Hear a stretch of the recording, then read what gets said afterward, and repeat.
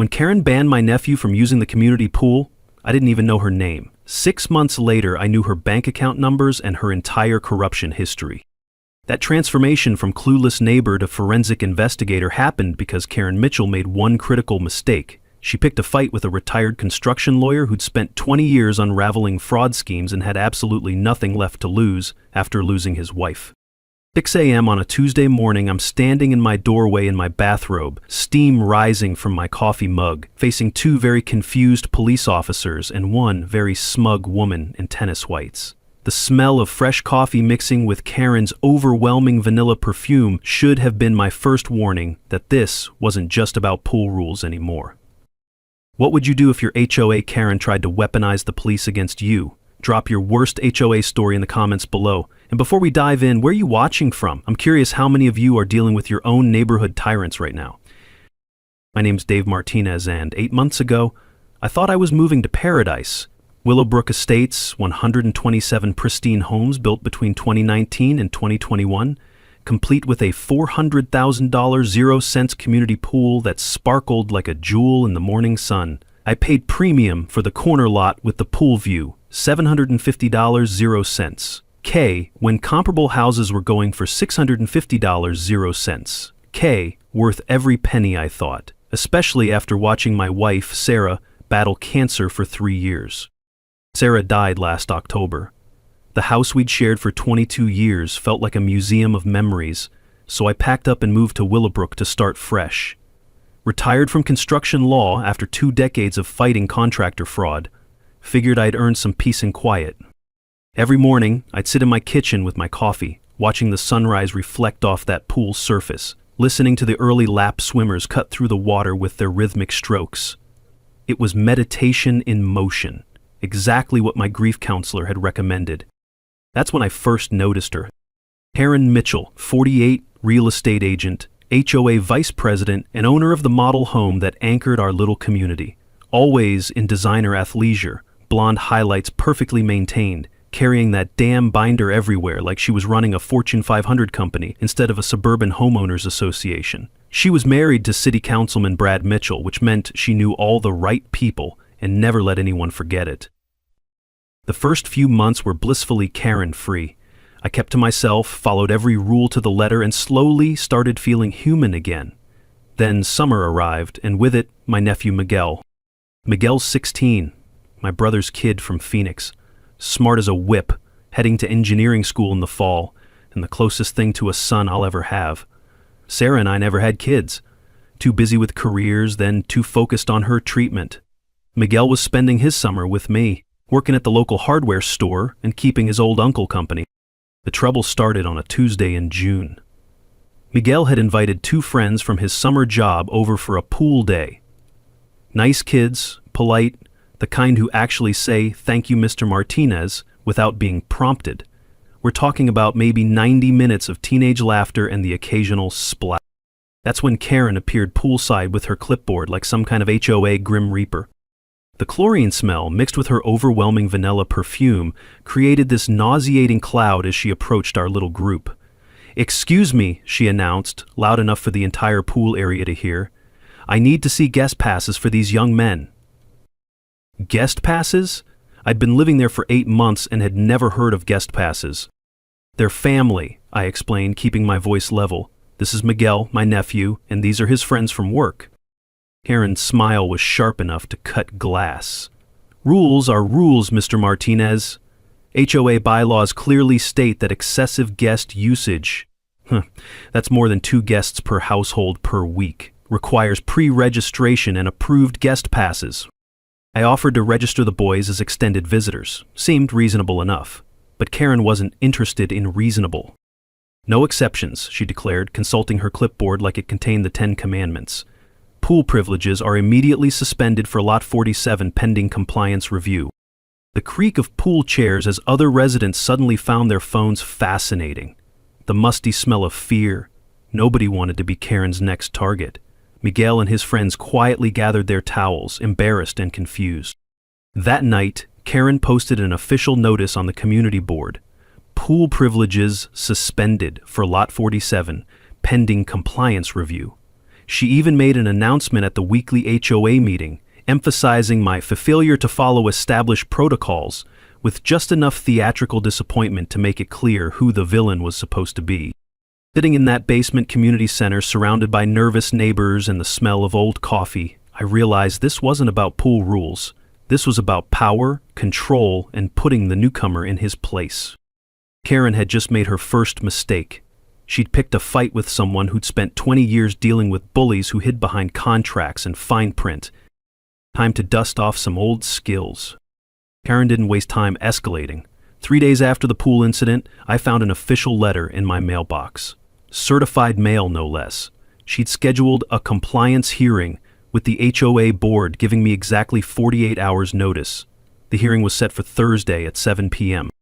Thursday was Sarah's birthday. I'd planned to visit her grave, maybe bring those sunflowers she loved, spend some quiet time talking to her about Miguel and how proud she'd be of the young man he was becoming. The letter cited multiple violations I'd apparently missed. Trash cans visible from the street, they weren't. Lawn height exceeding 3.5 inches, I'd measured it myself at 3.2, and my personal favorite, failure to maintain community harmony through appropriate guest management. That night, I did what any good lawyer does when facing a hostile opponent. I read the fine print. Every page of the HOA documents I'd signed at closing, plus the original community charter. 20 years of construction law teaches you that the devil's always in the details, and Karen had just handed me a roadmap to her weaknesses. Buried on page 47 of the charter, I found gold. Reasonable accommodation shall be provided for family gatherings and multi-generational household activities. Karen's guest policy directly violated the foundational document she claimed to be enforcing. Even better, her official letter violated at least 3 procedural requirements: insufficient notice period, failure to specify which bylaw was allegedly violated, and scheduling during what any reasonable person would consider a family emergency timeframe. Thursday evening, I walked into Karen's dining room, because apparently we were holding official HOA business in her personal residence, carrying a manila folder with every relevant document highlighted and tabbed. The smell of her lavender air freshener was so overwhelming, I wondered if she was trying to cover up something else. Maybe the stench of corruption has a smell. The board looked uncomfortable. Jim Walsh, the president, and a recently retired high school teacher kept shifting in his chair. Maria Santos, our treasurer and a no-nonsense accountant, took notes with the intensity of someone documenting evidence. Karen's husband Brad wasn't there, probably smart enough to maintain plausible deniability.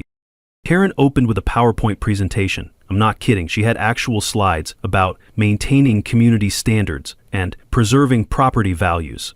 Every third slide had a thinly veiled reference to certain residents who didn't understand our way of life. The sound of her manicured nails tapping against the mahogany table created this irritating rhythm that matched her condescending tone perfectly. When she finished her performance, I quietly stood up and began laying out documents. Before we proceed, I said, I'd like to point out several procedural violations in tonight's hearing.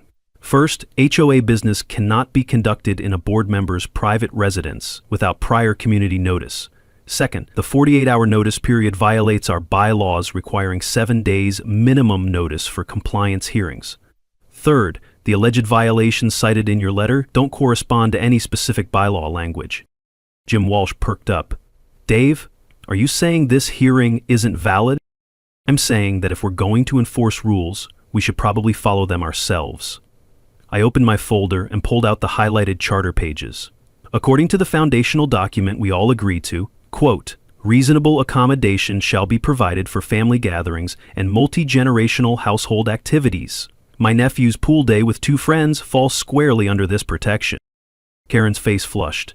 That language is outdated, we've since updated.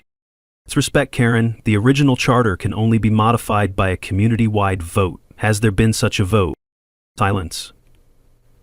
Maria Santos looked up from her notes and shook her head.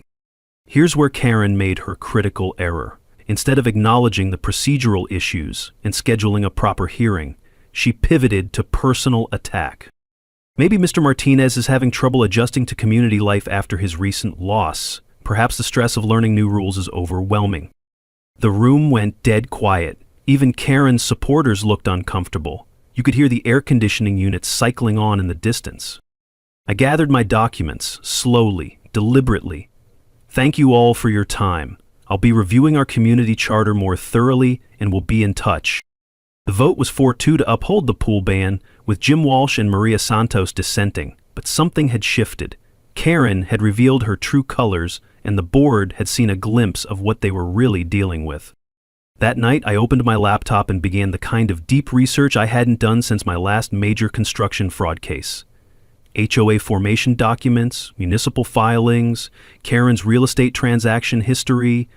Everything was public record if you knew where to look. By 2 a.m., I'd found the first thread. Karen Mitchell Realty had been the exclusive sales agent during Willowbrook's construction phase. Exclusive arrangements like that usually came with incentives. Time to see exactly what those incentives had been.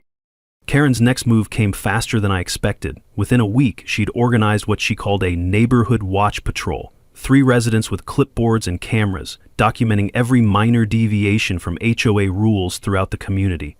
Suddenly, people were getting violation notices for things that had been ignored for years. Basketball hoops stored in garages, but visible through windows. Garden gnomes exceeding the 2 decoration limit. Christmas lights still up in July. But I was getting special attention. Daily drive-bys, photographs of my property from multiple angles, printed warnings left under the windshield wipers of anyone who visited me. Miguel started joking that Karen was stalking us, but I could see it was wearing on him. A 16-year-old shouldn't have to worry about getting his uncle in trouble just by existing. The harassment campaign was having its intended effect on the community too. Fear was spreading like a virus. Neighbors who used to wave from their driveways suddenly found their phones fascinating when I walked by. The divide was becoming visible, newer residents rallying behind Karen's standards, while the original homeowners whispered their concerns in grocery store aisles. That's when Maria Santos approached me after one of my morning walks. She's a small woman with steel in her spine, the kind of accountant who could spot a discrepancy from 3 counties away. "Dave," she said quietly, glancing around like we were planning a heist, "we need to talk. There are things about this HOA's finances that don't add up." While Karen was busy playing security guard, I was doing what construction lawyers do best, following the money.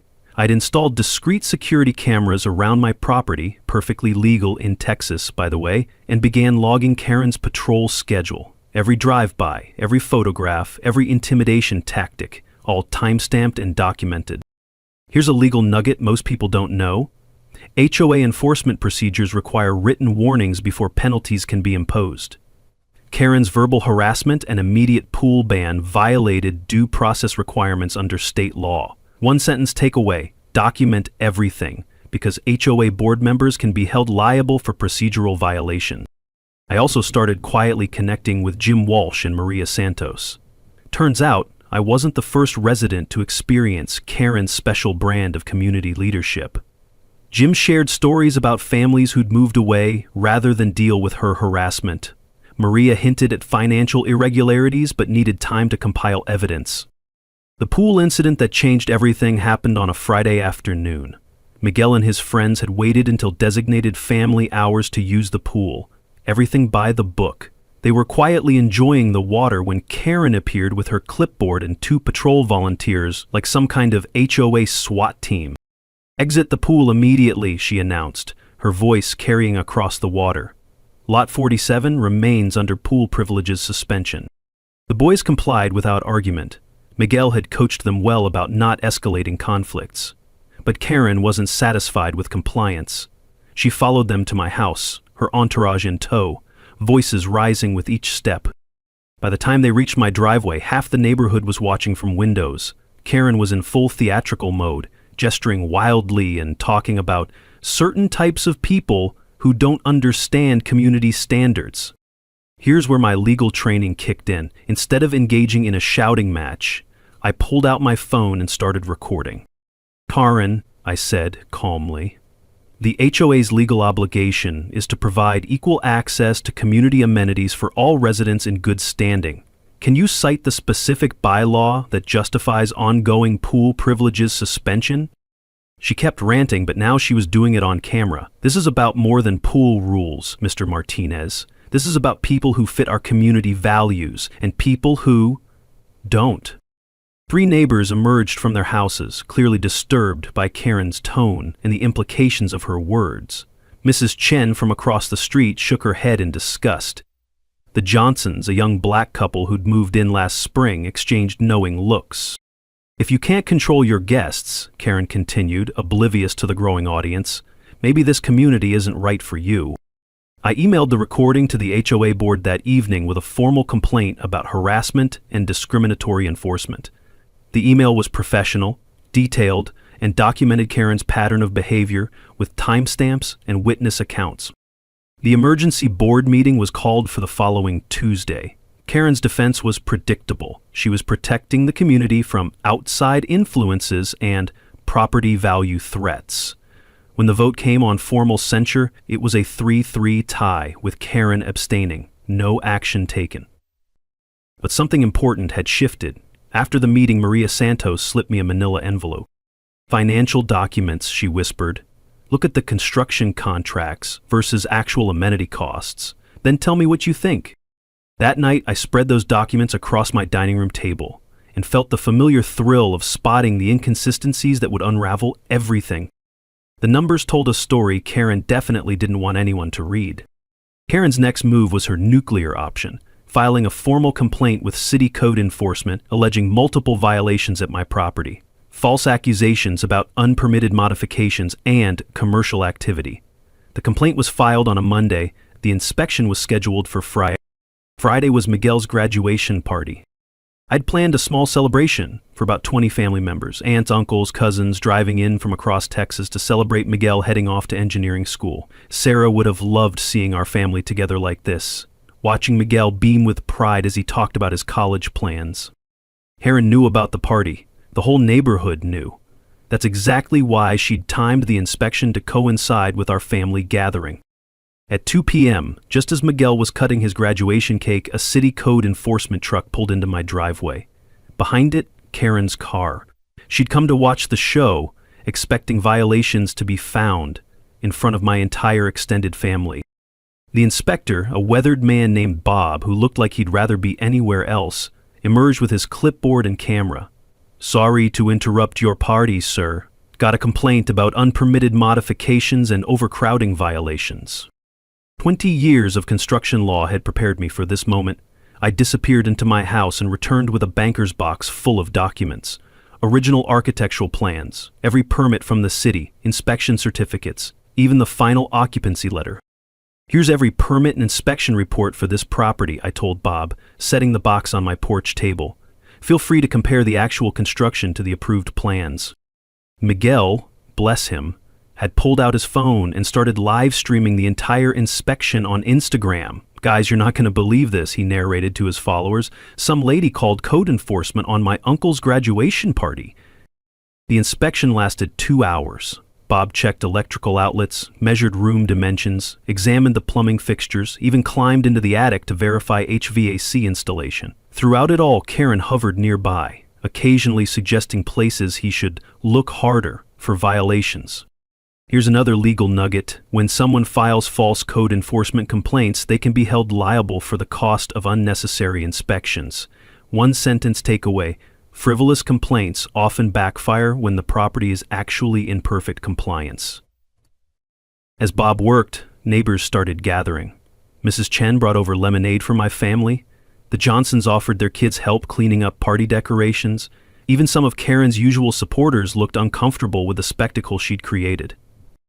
Miguel's live stream was gaining viewers by the minute. Comments poured in from his high school friends, college classmates, even random people who'd stumbled across the stream. "This lady is crazy," read one comment. "Sue her," suggested another. The moment of truth came when Bob finished his inspection. No violations, 0. My house exceeded all code requirements. I'd made sure of that during construction, knowing my lawyer background would make me a target for exactly this kind of harassment. Bob looked genuinely embarrassed as he approached Karen. "Ma'am, I don't know who gave you this information, but this property is in perfect compliance. Actually, it's one of the better built houses I've inspected this year." That's when Karen made her biggest mistake yet. Instead of gracefully accepting the results, She publicly argued with the inspector. "You need to look harder," she insisted, her voice rising. "Check the garage again. Check the pool equipment. There have to be violations." The live stream captured everything: Karen's increasingly unhinged behavior, her demands that the inspector find something, her obvious disappointment when her scheme failed.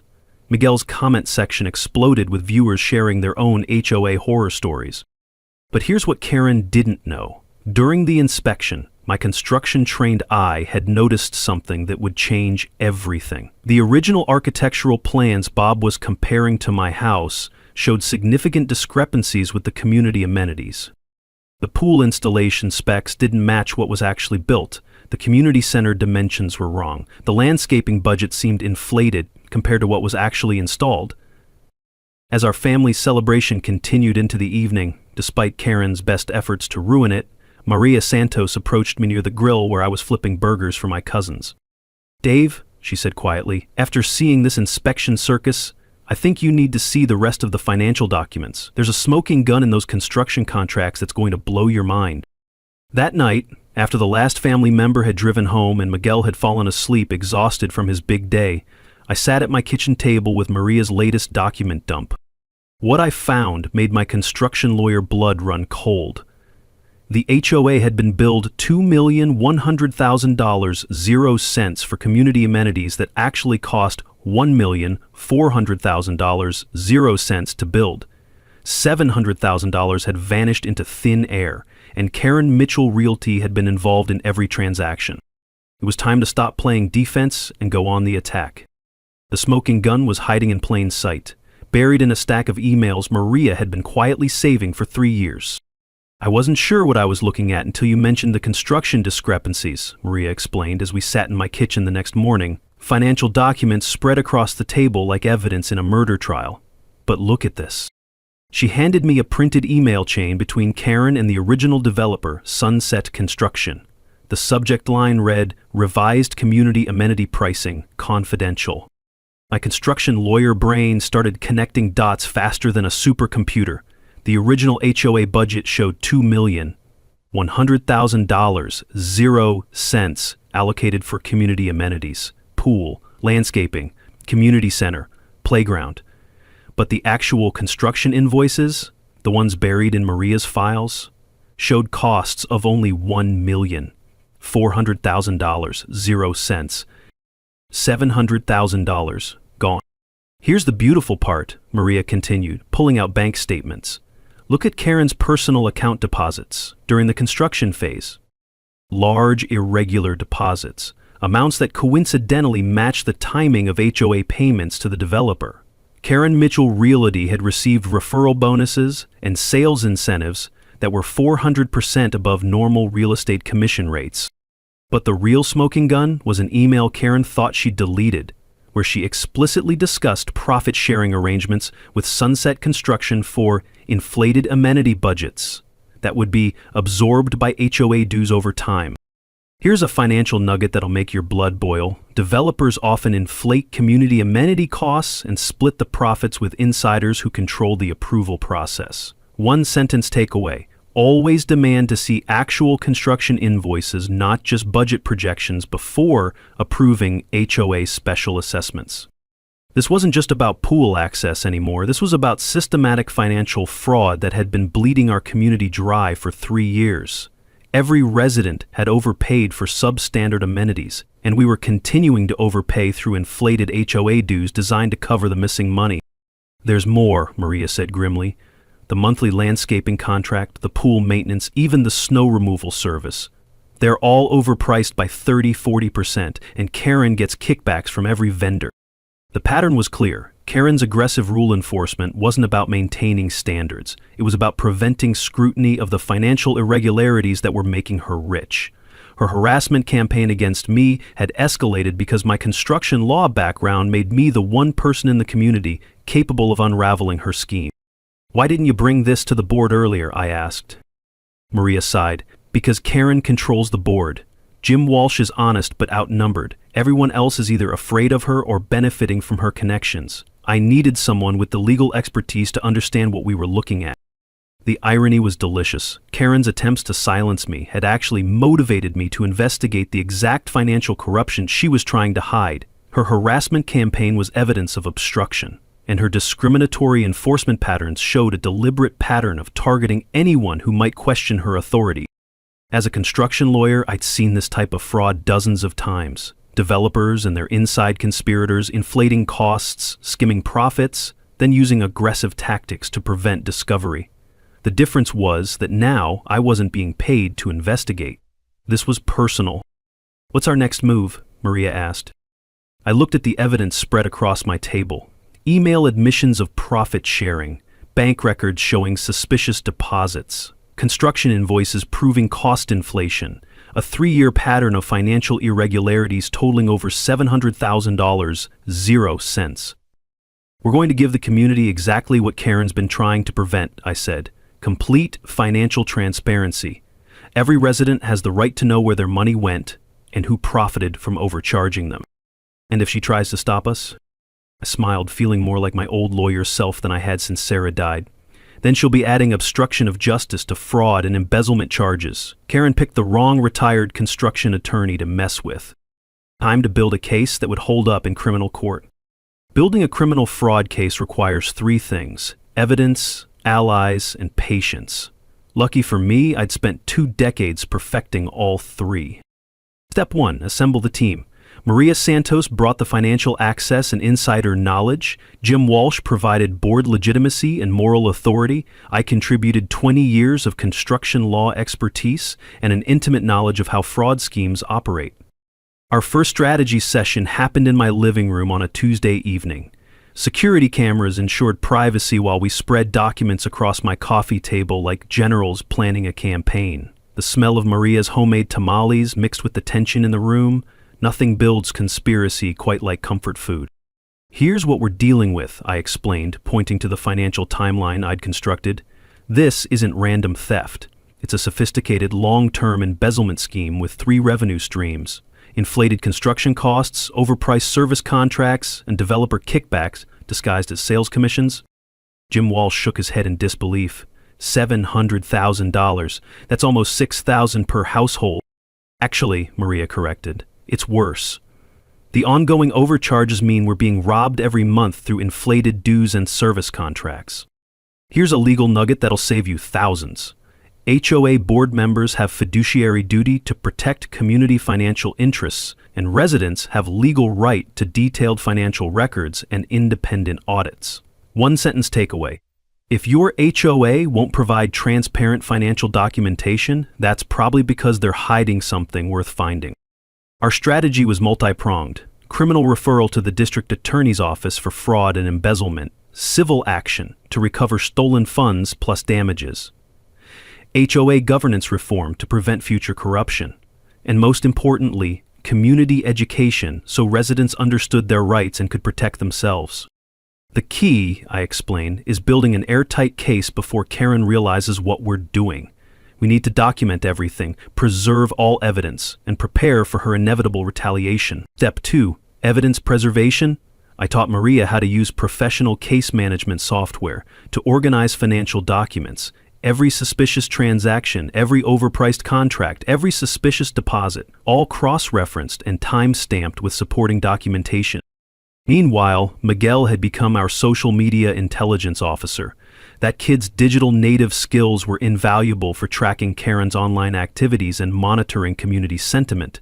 Turns out, Karen's social media posts about maintaining standards and problematic residents created a beautiful timeline of harassment that correlated perfectly with my financial discoveries.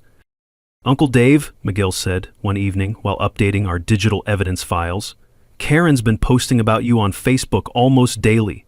She's basically documenting her own obstruction case." Step 3, legal preparation.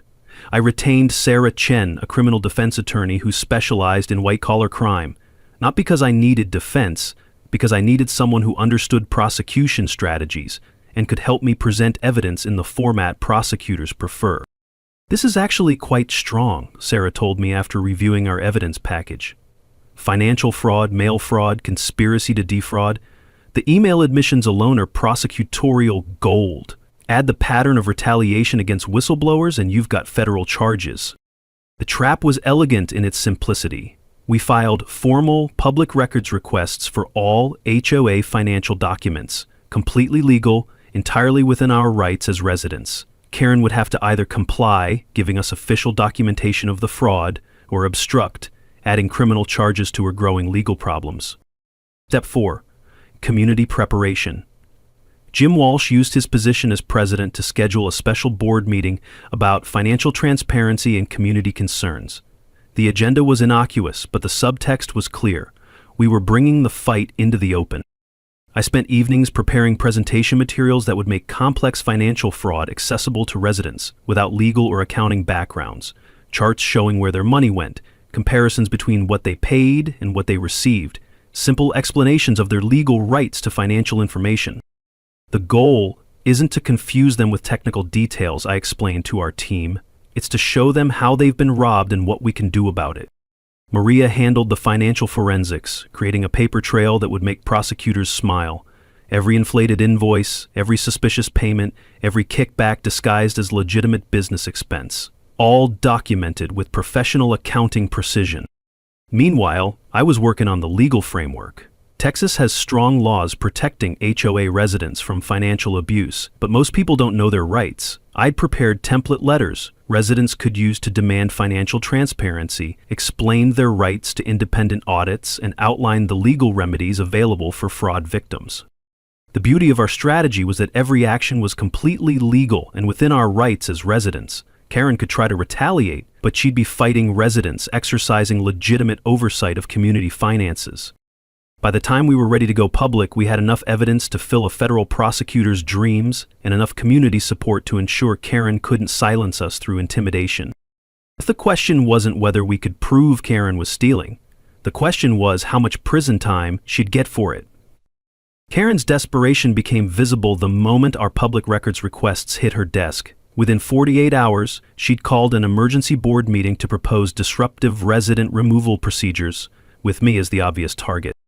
Her false narrative was almost impressive in its audacity. According to Karen, I was a mentally unstable widower using my lawyer tricks to harass honest volunteers and threaten community harmony. She actually suggested that my grief over Sarah's death had made me paranoid and vindictive. The character assassination campaign spread across social media like wildfire. Fake Facebook posts claiming I was planning to sue individual residents. Whisper campaigns about my unstable mental state following my wife's death. Fear-mongering suggestions that my harassment would result in increased insurance costs for everyone. But Karen's masterstroke was the cultural dog whistles. Subtle comments about certain residents not fitting community values and the need to maintain our way of life. She never said anything explicitly discriminatory, too smart for that, but the implications were clear to anyone listening. Here's where my legal training paid dividends. Instead of responding to the personal attacks, I continued methodical evidence gathering while documenting every one of Karen's statements. 20 years of construction law had taught me that bullies always escalate when their initial tactics fail, and escalation leads to mistakes. The board meeting she called was standing room only. Word had spread about the disruptive resident agenda, and everyone wanted to see the showdown. The smell of nervous sweat mixed with industrial coffee created an atmosphere thick enough to cut with a knife. Karen's presentation included a formal proposal to implement disruptive behavior penalties, fines up to $1,000 for residents who undermine community harmony through frivolous complaints or intimidation of volunteers. When she finished, I stood up with my manila folder. Before the board considers any penalties, I said calmly, I'd like to present some concerns about procedural violations in tonight's meeting format. I methodically outlined how Karen's proposed penalties violated due process requirements under Texas Property Code, how the emergency meeting violated bylaws requiring 7 days' notice for policy changes, how the disruptive behavior language was unconstitutionally vague and could be used to silence any resident who questioned board decisions. More importantly, I continued, opening my folder, I have documented evidence of a 3-year pattern of harassment directed at residents who request financial transparency. The room went dead quiet as I presented time-stamped documentation of Karen's harassment campaign, her drive-by photography sessions, her intimidation of my visitors, her attempts to weaponize code enforcement against my family gathering. Jim Walsh and Maria Santos openly supported my position, demonstrating that the board unity Karen had counted on was fracturing. 3 other board members looked uncomfortable as they realized they were being recorded making decisions based on personal vendettas rather than community interests. That's when Karen made her critical error. Under pressure and facing exposure, she lost her composure. "This is exactly what I'm talking about," she snapped. "Mr. Martinez is using lawyer intimidation tactics to silence board members who are trying to protect this community from people who don't understand our standards." I kept recording. Let her dig her own grave. After the meeting, where Karen's proposals were voted down 5-2, she cornered me in the parking lot. What she didn't know was that my phone was still recording. "Look, Dave," she said, her voice dripping with fake concern, "maybe we can work out our differences. The HOA budget has some flexibility. We could arrange for your pool maintenance to be covered, maybe help with some landscaping costs if you could just drop these complaints and let the board handle things quietly." Attempted bribery, on tape, in front of witnesses. "That's a generous offer, Karen," I replied carefully, "but I think financial transparency benefits the entire community, not just individual residents." Her mask slipped completely. "If you don't back off, you'll regret it. This community has ways of dealing with troublemakers, and my husband has friends in city government who don't appreciate residents who waste municipal resources with frivolous complaints." Threat, also on tape. The next morning, Karen filed a false police report claiming I had threatened her during our parking lot conversation. She timed the complaint perfectly, right as I was having my morning coffee, ensuring maximum neighborhood visibility when the patrol cars arrived. But Karen had finally made the mistake I'd been waiting for. She'd weaponized law enforcement based on a demonstrably false complaint, and I had audio evidence proving it. When the officers arrived at my door at 6 a.m., I was ready with my phone, my recording of the previous night's conversation, and 20 years of experience dealing with people who thought connections could override evidence. "Officers," I said calmly, "I believe you're here about a complaint from Karen Mitchell. Before we proceed, I'd like you to hear the actual conversation she's complaining about." Karen's overconfidence had just handed me federal charges for filing false police reports and obstruction of justice. The police officers listened to my recording with expressions that shifted from skepticism to disbelief to barely contained anger. Nothing pisses off law enforcement quite like having their resources weaponized for personal vendettas. "Ma'am," Officer Rodriguez told Karen when they confronted her, "filing false reports is a criminal offense. We strongly advise you to reconsider any future complaints unless you have actual evidence of criminal activity." But Karen was beyond rational thought. Facing exposure of her financial crimes and the collapse of her community power base, she launched into full scorched earth mode. Her final desperation play involved filing a formal complaint with the city attorney's office, claiming I was threatening community safety and using legal intimidation to undermine legitimate governance.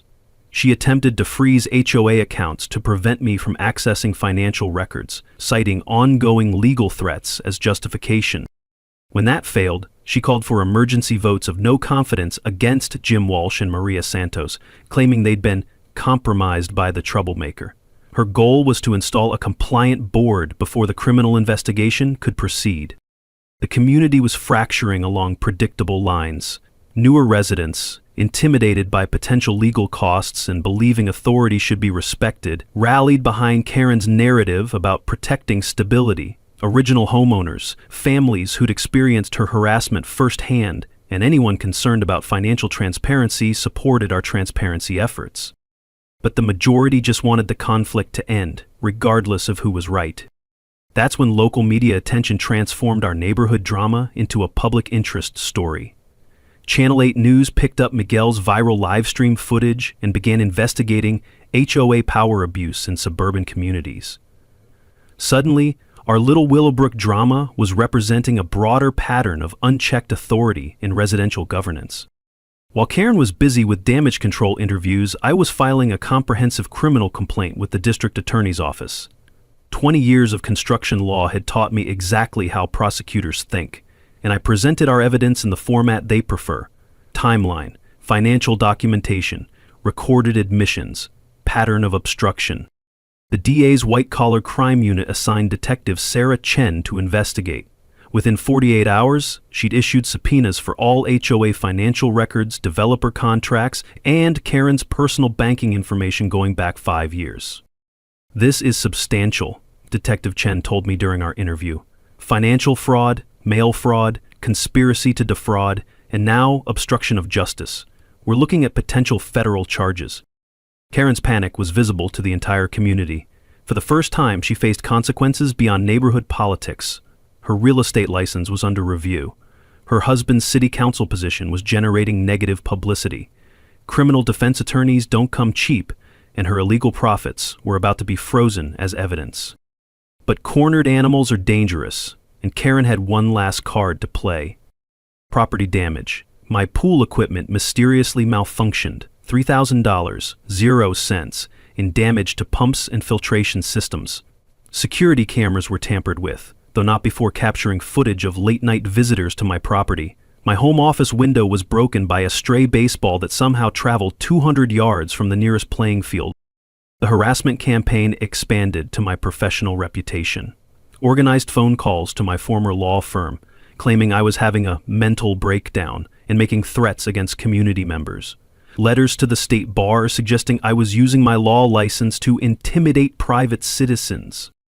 Karen's final power play was calling for an emergency vote to dissolve the current HOA board and install a professional management company, coincidentally owned by one of her real estate associates. But she'd made a critical error. The evidence avalanche was now too substantial to contain. Security footage captured her late-night property sabotage. Phone records documented the coordinated harassment campaign. Most damaging, Detective Chen's investigation had uncovered additional kickback schemes involving landscaping, pool maintenance, and snow removal contracts. The community education campaign we'd launched was working. 47 residents signed a petition supporting financial transparency. Local news coverage had educated homeowners about their rights to HOA financial information. Property law blogs and HOA reform websites were citing our case as a model for community organizing. Regional TV news picked up the story as an example of suburban corruption, featuring interviews with HOA law specialists who explained residents' rights and remedies. Miguel's documentation of Karen's behavior had spread far beyond our local community, inspiring other HOA residents to demand accountability. The viral aspect added pressure Karen hadn't anticipated. Her behavior was now public record, archived on social media and news websites. Any future real estate clients could Google her name and find detailed documentation of harassment, financial fraud, and abuse of authority. As Detective Chen's investigation expanded, involving federal mail fraud charges, Karen realized her comfortable suburban fiefdom was collapsing. The mandatory community meeting required by state law when criminal investigations involve HOA finances was scheduled for the following Saturday. All stakeholders would be present: residents, media, law enforcement, Karen's criminal defense attorney, and a very prepared construction lawyer with nothing left to lose and a community to protect. It was time for the final showdown. Saturday morning arrived with the crisp tension of a courthouse before a verdict. Willowbrook Elementary School gymnasium, our community center, was too small for the crowd this story had attracted. 89 of our 127 households showed up, along with Channel 8 News, Detective Sarah Chen, Karen's criminal defense attorney, and enough social media live streams to crash the school's Wi-Fi. The smell of industrial disinfectant mixed with nervous sweat and anticipation.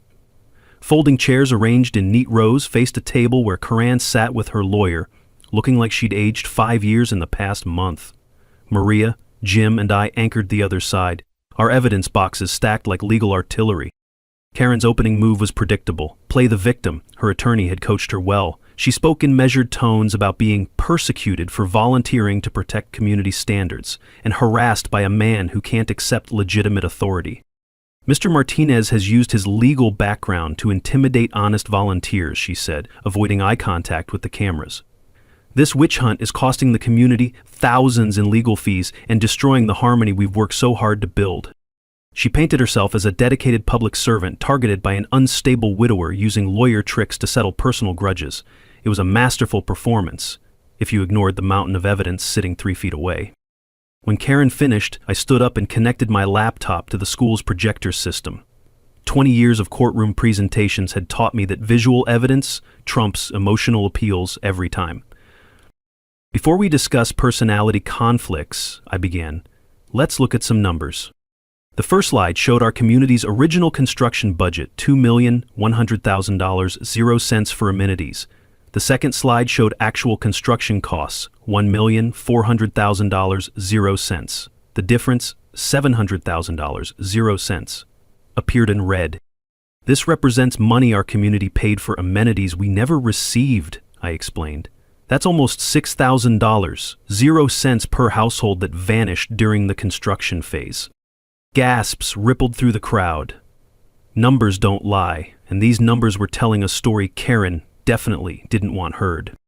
The next slides documented the ongoing overcharges. Pool maintenance contracts 40% above market rate, landscaping services costing triple comparable providers, snow removal contracts for a Texas community that averages 1 snow day per decade. Every month, your HOA dues include inflated charges for substandard services, I continued. Over 3 years, this represents additional theft of approximately $200,000, 0 cents. But the smoking gun was the email evidence. Maria had preserved Karen's electronic confession, and now it filled the gymnasium screen in 24-point font. Revised community amenity pricing, confidential, and profit-sharing arrangements for inflated amenity budgets. You could hear a pin drop. Residents were seeing, in Karen's own words, how she'd conspired to steal from the community she claimed to protect. This isn't a personality conflict, I said. This is documented financial fraud. That's when Karen's composure finally shattered. Against her attorney's frantic head-shaking, she stood up and began defending herself. Those emails are taken out of context, she shouted. I negotiated the best deals I could for this community. If Dave Martinez wasn't so obsessed with destroying me because I enforced pool rules against his nephew, none of this would be an issue. The crowd stirred. She'd just admitted to targeting Miguel based on ethnicity while simultaneously confirming the financial irregularities. I've devoted 3 years of my life to protecting property values and maintaining standards, Karen continued, her voice rising. If that means keeping certain elements from undermining what we've built here, then I make no apologies. The racist undertones were unmistakable now. Phones emerged throughout the crowd recording her meltdown. Miguel, sitting in the front row, shook his head in disgust while live streaming to his thousands of followers. Detective Chin chose that moment to address the crowd. The district attorney's office has filed criminal charges, including fraud, embezzlement, mail fraud, and conspiracy. This is now an active criminal investigation. Karen's attorney physically restrained her from responding, but the damage was done. She'd publicly confessed to financial misconduct while revealing the discriminatory motivations behind her harassment campaign. The community response was swift and overwhelming. Resident after resident stood to share their own stories of Karen's harassment, financial hardships caused by inflated HOA dues, families who'd moved away rather than endure her targeting. The Johnsons described receiving violation notices for suspicious gatherings when extended family visited for holidays. Mrs. Chen, the elderly woman from across the street, delivered the kill shot. In 60 years, I've never seen anyone work so hard to destroy the sense of community they claim to protect. The standing ovation when I finished our presentation lasted nearly 5 minutes. Not for me, for the truth finally being told and justice finally being served. I didn't move to Willowbrook to be a lawyer again, I said when the crowd quieted. I moved here to heal. But when someone tries to steal from my community and then harass families for asking questions, they picked the wrong retired construction attorney. The mic drop moment Karen had orchestrated, just not the way she'd planned. 6 months later, justice had a beautiful symmetry to it. Karen Mitchell pled guilty to federal fraud charges, agreeing to full restitution plus penalties in exchange for avoiding trial. The final tally? $847,000, 0 cents in stolen funds, plus interest and legal fees. Her real estate license was permanently revoked, and her husband quietly resigned from city council when his own involvement in the cover-up came to light. Sunset Construction faced federal investigation and lost all municipal contracts. 3 other communities discovered similar kickback schemes, turning our local drama into a statewide HOA reform movement. But the real victory was what we built from the ashes of Karen's corruption. Our new HOA bylaws require transparent financial reporting, resident oversight committees, and independent audits. No more backroom deals or mysterious budget items. Every expenditure over $500, 0 cents, requires board approval with full community notification. Maria Santos was elected president, Jim Walsh continues as treasurer, and I served as compliance officer, a volunteer position that lets me channel my legal skills into community protection. The recovered funds transformed Willowbrook from Karen's authoritarian fiefdom into the collaborative community we'd all hoped for. We used $400,000, 0 cents, to eliminate HOA dues for 3 years. Another $300,000, 0 cents, funded actual improvements, playground upgrades, walking trails, and the community garden that now produces vegetables for the local food bank. The remaining $147,000, 0 cents, established the Sarah Martinez Memorial Scholarship for local students pursuing engineering degrees. Miguel was the first recipient, and watching him accept that award with tears in his eyes reminded me why fighting for justice matters. Sarah would have loved seeing her memory help other young people reach their dreams. The personal healing surprised me most. Fighting Karen's corruption had given me purpose beyond grief, a way to channel 20 years of legal experience into protecting people rather than just winning cases. The community meetings that once felt like trials now focus on shared projects and genuine collaboration. Miguel spent his final summer weeks organizing pool parties for neighborhood kids, teaching them to swim and showing them that community spaces belong to everyone. The sound of children laughing in that pool, the same pool Karen had tried to weaponize, became the soundtrack of our victory. Our story spread beyond Willowbrook. Property law journals featured our case as a model for community organizing. State legislators cited our experience while drafting HOA reform bills. I started receiving calls from other communities experiencing similar corruption, and helping them felt like the best possible use of my retirement. The ripple effects continue expanding. Real estate agents now inform buyers about HOA financial oversight rights. Municipal codes require stricter oversight of community financial management. Most importantly, residents and developments across Texas know they have power when they organize around facts and law. Karen's harassment had been designed to isolate and intimidate, but it accomplished the opposite. Our community emerged stronger, more connected, and more vigilant about protecting each other from future abuse. The fear she'd cultivated was replaced by the confidence that comes from standing up to bullies and winning. Detective Chen told me our case became a training example for white-collar crime investigations. Most HOA fraud goes unreported because residents don't know their rights, she explained. Your documentation and presentation made prosecution straightforward. Last month, we held our first annual community pool party, honoring Sarah's memory and celebrating our journey from authoritarian control to collaborative governance. Families from across Willowbrook gathered around the pool that had sparked this entire conflict, sharing food, stories, and the satisfaction of justice served. Miguel, now thriving in his engineering program, visited for the celebration. "Uncle Dave," he said as we watched neighbors laughing and swimming together, "Aunt Sarah would be so proud of what you built here." He was right. We'd built something Sarah would have loved. A community based on fairness, transparency, and mutual respect, rather than fear and control. What's your worst HOA horror story? Share it in the comments. You might be surprised how many others have similar experiences, and more importantly, you might inspire someone else to stand up for their rights. Remember, you have more power than corrupt officials want you to know. Research your rights, document everything, and don't let anyone bully you out of transparency. Subscribe for more David vs. Goliath stories where everyday people take on corrupt systems and win. Next week, how a retired teacher exposed a municipal tax scam using nothing but public records and determination. Because sometimes the best revenge is simply refusing to be silent when you know what's right.